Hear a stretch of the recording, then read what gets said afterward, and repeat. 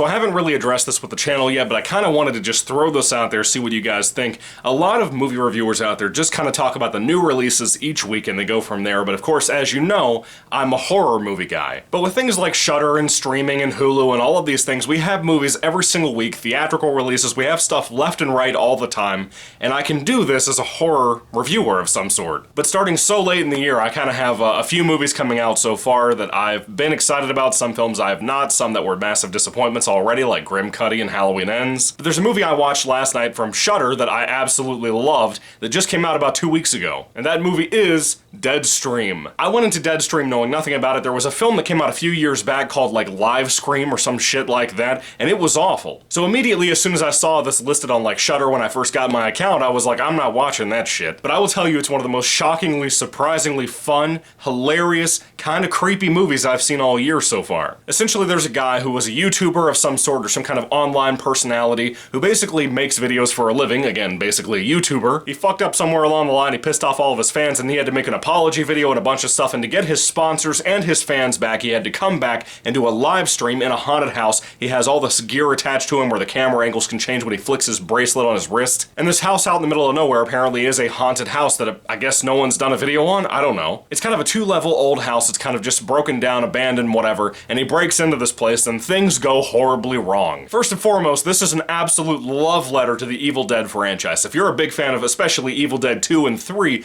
you're gonna love this movie. And like I said, it is kind of a horror comedy, but it has horror in there. It's genuinely kind of creepy sometimes with some parts that actually got to me. There's a couple of jump scares in here. It actually takes out the time to earn those from you. I'm not somebody who laughs very often when it comes to movies or books or anything like that, and I will tell you from the get-go, there were jokes that were getting me throughout this entire film, but especially at the beginning when we first start up this premise of this guy's failures on the internet. This film found this perfect balance that I've never seen before of being an Evil Dead love letter, but also being a love letter to trashy YouTubers who ruin their careers at certain points. The best summary of the kind of humor in this movie is basically if you had Jacksepticeye, PewDiePie, Markiplier, somebody like that walking through a haunted house in the middle of nowhere, and the things they encounter and how they would react. There's a couple of times this guy runs into something horrible and he screams like a girl, an absolute girl, and it is so fun to watch. It's not annoying, which is weird to me. The film has its charm within its goofiness sometimes, and that really works in its benefit. The guy who stars in this film is named Joseph Winter, and I can't believe all the duties he had to do to make this movie. He's the star, he's the co-director, he's the co-writer, and the composer of this movie, and all of that's well done. With a smaller budget and a smaller crew, this dude made a massively wonderful film with Vanessa Winters, who was also helping him out. This week, VHS 99 comes out as well on Shudder, and these two are involved in that movie. I can't wait. I can't even tell you how excited I am to see what they're gonna do there because of what they did here. Deadstream really deserves a lot of props because he uses a lot of practical effects, but a little bit of CGI sometimes. For me, all of that landed really well. But pretty much everything in the film, in my opinion, was well executed, and it kept me laughing throughout the entire film. There was a point in the third act that I was thinking, you know, this is starting to get less and less funny, it's kind of not even scary. As soon as that thought crossed my mind, it got funnier and it got scarier all over again. The pacing is perfect, the direction is perfect, everything is really perfect in this movie. And like I said, the music's really good too. Again, I know I'm 2 weeks late to this movie and talking about it, but man, I'm gonna tell you, I felt guilt last night for just, by fate's chance, missing this by 2 weeks. I had to make, out of guilt, a review for this movie because of how overlooked it is. I had a blast, it was really fun, and I highly, highly, highly recommend